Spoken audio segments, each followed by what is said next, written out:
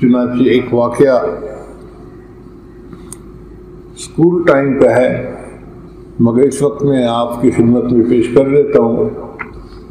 ایک بچہ تھا، اس کا نام تھا احمد، 6ٹھی کلاس میں پڑھتا تھا۔ یہ پریکٹیکل واقعہ ہے، سنی سنائی بات نہیں ہے۔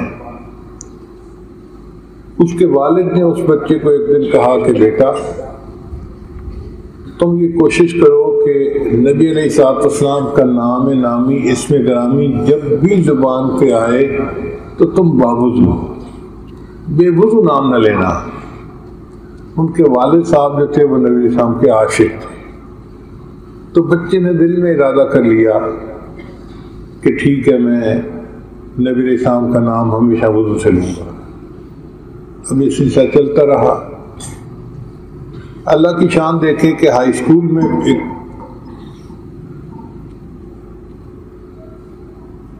کنوکیشن ہوئی، سالانہ جلسہ جس کو کہتے ہیں۔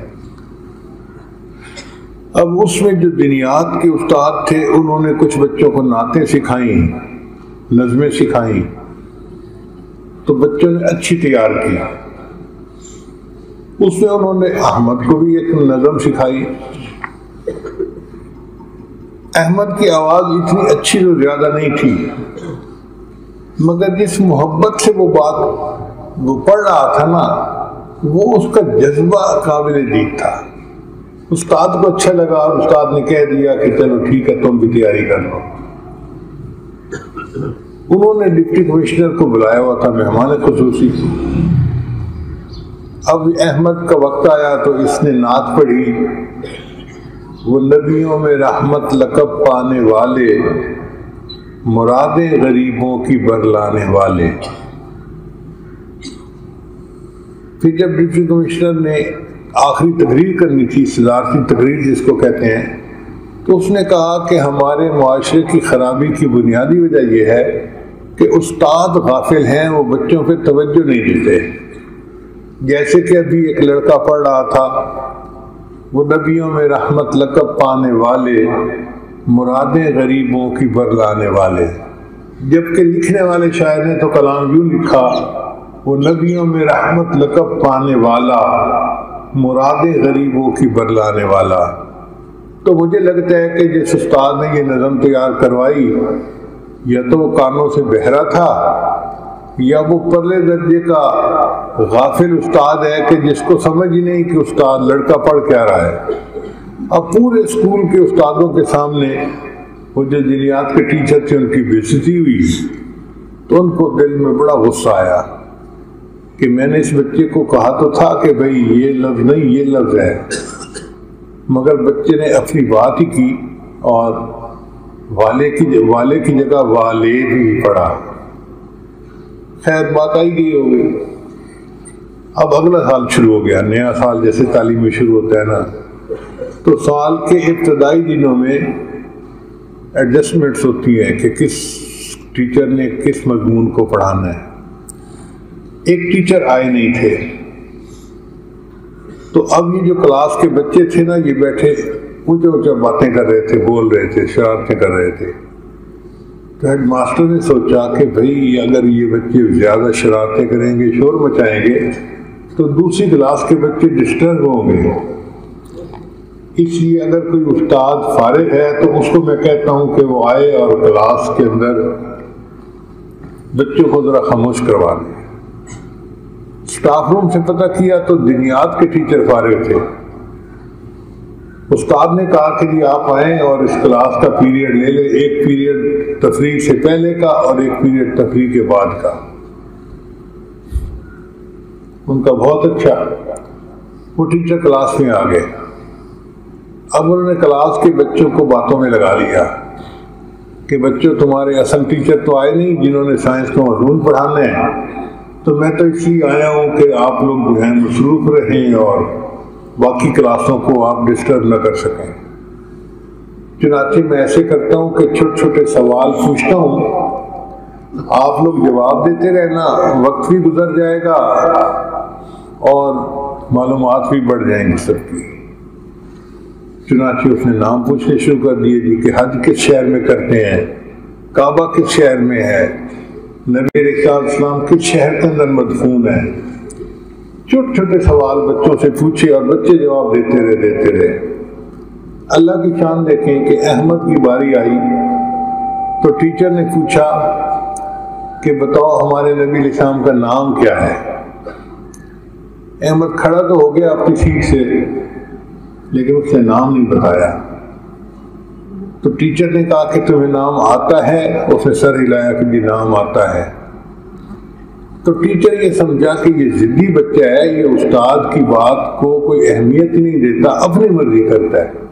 اس کو غصہ آیا اور پہلے غصہ اس نعت کے الفاظ پر بھی آیا تھا کہ میں نے کہا تھا کہ والا پڑھنا اور اس نے والے پڑھا, تو میں اس کی ضد کو آج ختم کرتا ہوں. چنانچہ وہ ذرا سخت لہجے میں بولے کہ احمد بتاؤ کیا نام ہے, اگر نہیں بتاؤ گے تو میں تمہاری خوب پٹائی کروں گا. اب احمد چپ کر کے کھڑا ہے لیکن نام نہیں بتا رہا. خیر استاد نے ایک دو دفعہ پوچھنے کے بعد اس کو 2-4 تھپڑ لگائے, ایک تو مکے لگائے. احمد نے کبھی مار نہیں کھائی تھی. پوری کلاس کے سامنے جب اس کو مار پڑی تو اس کو تکلیف پہنچی. اب وہ رو رہا ہے, آنسو بہہ رہے ہیں. اتنے میں گھنٹی بجی, تفریح ہو گئی. چنانچہ کلاس کے سب بچے چلے گئے تفریح منانے کے لیے. جب سب چلے گئے تو احمد بھی اٹھا اور باہر گیا اور ہاتھ منہ دھو کے واپس آ کے اپنی سیٹ پہ بیٹھ گیا. جب ریسیس ختم ہوئی تو دنیات کے ٹیچر پھر کلاس میں آئے. اب ان کے ہاتھ میں ڈنڈا بھی تھا. ان کا احمد کھڑے ہو جاؤ, پہلے تو میں نے تمہیں تھپڑ اور مکے مارے ہیں نا, اب میں ڈنڈا توڑوں گا تمہارے اوپر. میں دیکھتا ہوں تم نبی علیہ السلام کا نام کیسے نہیں بتاتے. خیر احمد کھڑا ہوا اور اسے بتا دیا کہ ہمارے نبی علیہ السلام کا نام محمد صلی اللہ علیہ وسلم. ٹیچر بڑا حیران کہ پہلے ہی 3 دفعہ پوچھا تو گنگ بن کے کھڑا رہا اور اب پوچھا تو فوراً بتا دیا. تو ٹیچر سمجھ گیا کہ کوئی مسئلہ اور ہے. وہ آیا اور اس نے پیار کا انداز اپنا لیا. احمد کے سر پہ ہاتھ رکھا.